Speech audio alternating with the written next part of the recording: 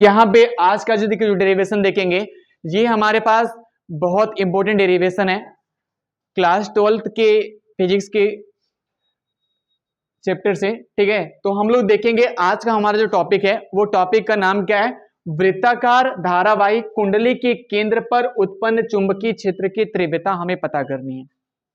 ठीक है ना, उत्पन्न चुंबकीय क्षेत्र की तीव्रता हमें पता करनी है। देखिए हमने क्या लिया, एक धारावाही चालक तार लिया, तार को मोड़ के एक रिंग बना दिया और रिंग में मैंने क्या किया, धारा प्रवाहित किया। तब हमारे पास तो हमने पूछा कि बताइए कि केंद्र पर, ये हमारे जो केंद्र दिखाई दे रहा है ना, इस केंद्र पर बी की वैल्यू कितनी आएगी, यहां पर ये पूछा गया आपसे। तो आइए हम इसको सॉल्व करते हैं, हम आपको बताते हैं कि यहां पे बी की वैल्यू कैसे और कितना आ रहा है।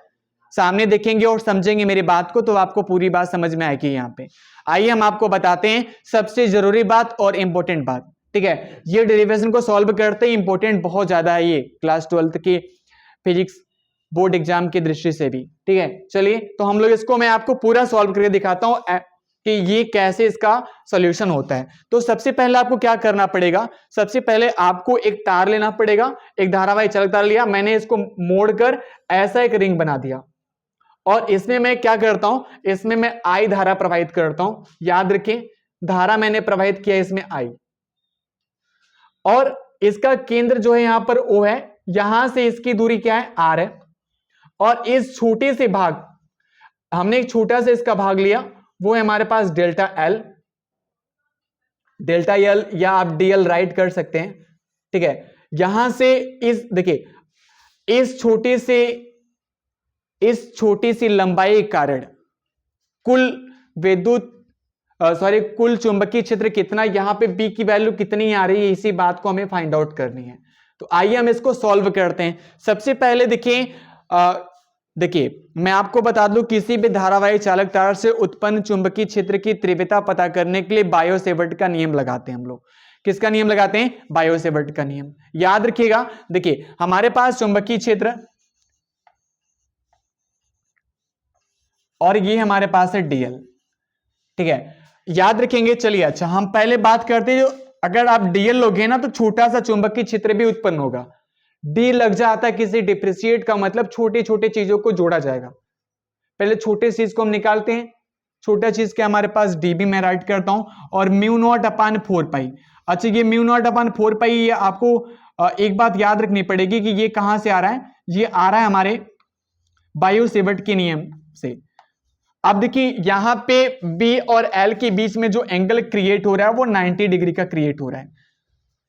तो आपको क्या करना पड़ेगा, यहां पे DB इक्वल टू राइट करना पड़ेगा mu naught divide by 4 pi और इंटू आई इंटू DL और into sine theta. Sine theta की वैल्यू 90 राइट करना है और यहां पे R स्क्वायर को राइट कीजिए। अब सॉल्व करते हैं इसको। जैसे हम सॉल्व करेंगे तो हमें क्या मिलेगा, देखिए म्यू नॉट अपान 4 पाई और I into DL divide by R square, और आप यहां पे 1 राइट करेंगे क्योंकि साइन 90 की वैल्यू 1 होती है, इसलिए 1। अगर 1 नहीं राइट करेंगे तो फिर ऐसे राइट करना पड़ेगा। अब देखिए ना, ये छोटा सा जो लंबाई था DL के कारण उत्पन्न चुंबकीय क्षेत्र इतना है। अगर हम आपसे पूछे पूरी लंबाई, जो L लंबाई का तार था, मैंने मोड़ कर उसे एक वृत्ताकार लूप बनाया था, अगर पूरा लंबाई कितना है, इसका L है, छोटा लंबाई DL था। अब पूरी लंबाई का कितना चुंबकीय क्षेत्र उत्पन्न होगा, बोलेंगे सर B उत्पन्न होगा। तो आपको यहां पर राइट करना पड़ेगा B इंटीग्रेशन मैं यहां पे राइट करता हूं B इंटीग्रेशन DB।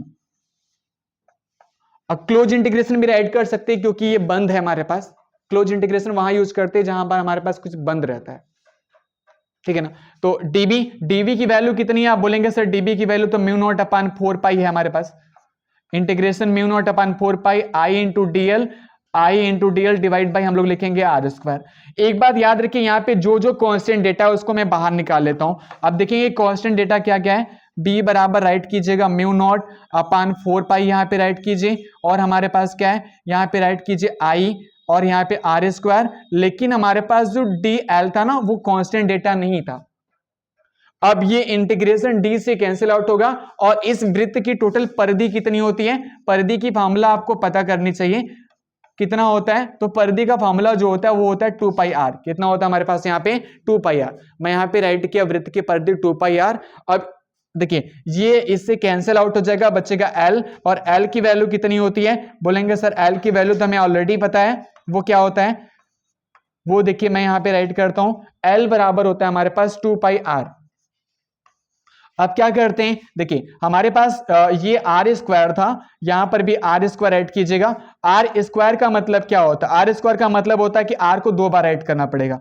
यहां पे मैं आर को 2 बार ऐड करता हूं क्योंकि आर स्क्वायर था, एक आर से एक आर कट जाएगा, और देखिए यहाँ पे 2 पाई है, यहाँ पे 4 पाई है, तो कटेंगे तो यहाँ पे 2 मिलेगा। हमारे पास क्या क्या बचा है इस बात को देख लीजिएगा। हमारे पास देखिए क्या क्या बचा है, बी इक्वल टू हमारे पास बचा हुआ है mu naught divide by 4 pi, और क्या बचा हुआ है, और आई बचा हुआ है, और क्या बचा हुआ है,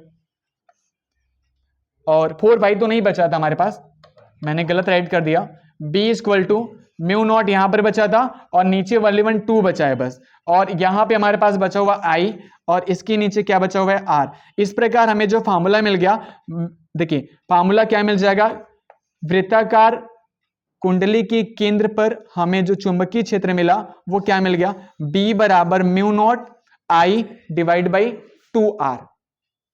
2R, R का मतलब इसका त्रिज्या है, ठीक है ना। अब आपको पता है, अगर हम बोलेंगे सर यहां पर अगर एक थोड़ी से परिवर्तन कर सकते हैं, कि आपको पता है कि R बराबर क्या होता है, देखिए R बराबर होता है D डिवाइड बाई 2।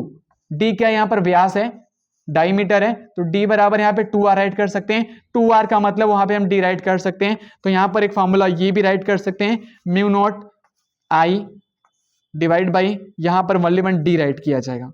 जी हमारे पास फार्मूला निकल कर आ गया, कहां पर, अगर हमारे पास कोई भी वृत्ताकार कुंडली है, उसमें आई धारा प्रवाहित हो रही है, तो उसके केंद्र पर कितना चुंबकीय क्षेत्र उत्पन्न होगा, यह फार्मूला राइट किया जाएगा। B बराबर mu not I divide by 2R, या तो अगर डायमीटर दिया है तो B बराबर mu not I divide by D right करेंगे। अगर आप यहां पर नंबर ऑफ फेरे n है ना, तो यहां से n पे से मल्टीप्लाई कर सकते हो आप। कभी कभी क्या नंबर ऑफ फेरा देता है, तो नंबर ऑफ फेरा अगर n देगा तो n से मल्टीप्लाई कर दोगे दोनों में, वो तो डिपेंड करता है। अगर एक फेरे के लिए तो एक फेरे n की वैल्यू देता है, आप वहां पे रख सकते हो, रखकर आपका यहां पर न्यूमेरिकल को सॉल्व कर सकते हैं। इस प्रकार हमारे पास वृत्ताकार कुंडली के केंद्र पर B की वैल्यू B बराबर mu not an I divide by D या 2R हमें मिला।